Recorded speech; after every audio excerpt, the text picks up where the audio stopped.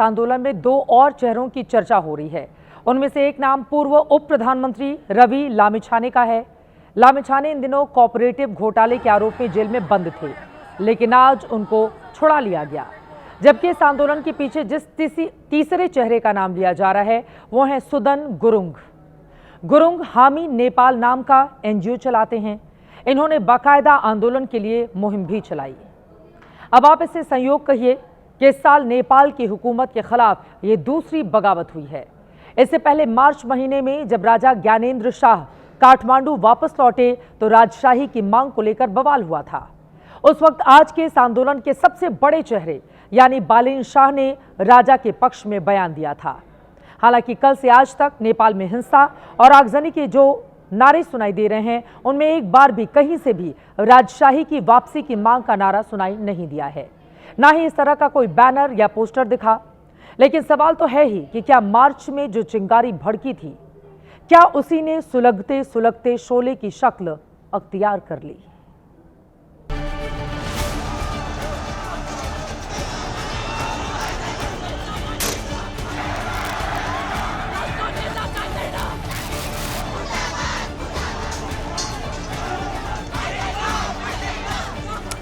सोमवार को नेपाल की सड़कों पर हिंसा हुई। मंगलवार को दिन भर काठमांडू में कोहराम मचा। क्या ओली के इस्तीफे के बाद नेपाल की सत्ता में बड़ा बदलाव होने वाला है?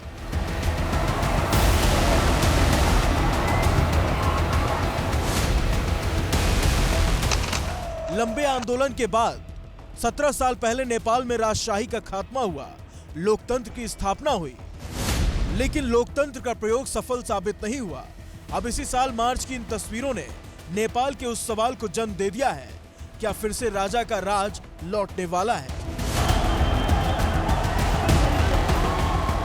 इसी साल मार्च महीने की बात है। नेपाल के राजा ज्ञानेंद्र शाह जब पोखरा से काठमांडू लौटे तो हजारों की भीड़ उनका स्वागत करने के लिए सड़कों पर उमड़ पड़ी। जनसैलाब ने राजा का स्वागत किया था। हजारों की भीड़ ने राजा आओ देश बचाओ के नारे लगाए थे। राजा आओ, देश बचाओ, राजा आओ, देश बचाओ, राजा आओ, राजा आओ। अभी जुलाई महीने में राजा ज्ञानेंद्र शाह के जन्मदिन के मौके पर उन्हें बधाई देने के लिए बड़ी संख्या में लोग पहुंचे थे। 7 जुलाई को राजमहल के बाहर भारी भीड़ जुटी थी।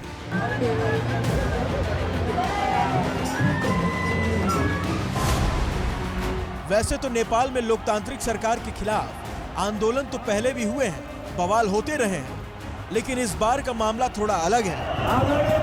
काठमांडू में राजा की वापसी और उस वापसी के महज 6 महीने के भीतर सुलगते नेपाल की ये तस्वीरें महज संयोग हैं या फिर कोई प्रयोग?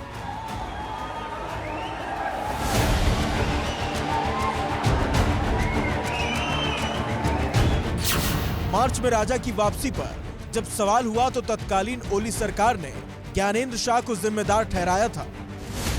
ज्ञानेंद्र शाह साल 2002 में नेपाल की राजगद्दी पर बैठे थे। 2005 तक बिना राजनीतिक शक्तियों के संवैधानिक राज्य प्रमुख के रूप में शासन किया। उसके बाद उन्होंने सरकार और संसद को भंग कर पूर्ण सत्ता पर कब्जा कर लिया।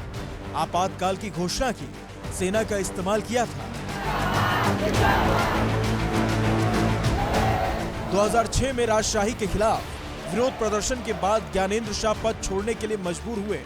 2008 में नेपाल में पहली बार लोकतांत्रिक सरकार बनी। अब इसे संयोग ही समझिए कि सितंबर के पहले हफ्ते में ही प्रधानमंत्री ओली चीन के दौरे पर थे।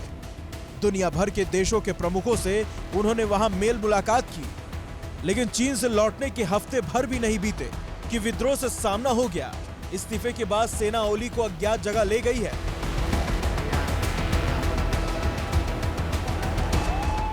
ऐसा नहीं है कि नेपाल में जो हुआ वो अचानक से हुआ है।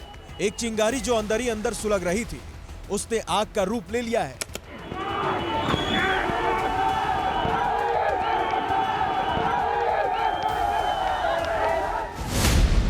बीते 17 साल में नेपाल में अस्थिर सरकारों का दौर रहा है।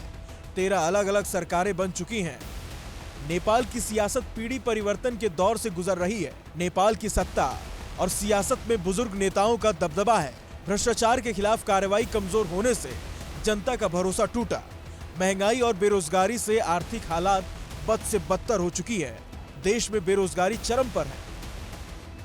नेपाल में करीब 80% हिंदू आबादी है, लेकिन लोकतंत्र स्थापित होने के बाद से डेमोग्राफी लगातार बदलती जा रही है। वामपंथी सरकार में ईसाई जनसंख्या बढ़ रही है। जो लोग राजशाही के समर्थक रहे हैं वो मौजूदा सरकारों से आक्रोशित रहे हैं। ऐसे में जब नौजवानों का आंदोलन भड़का तो दबी हुई चिंगारी भड़क गई।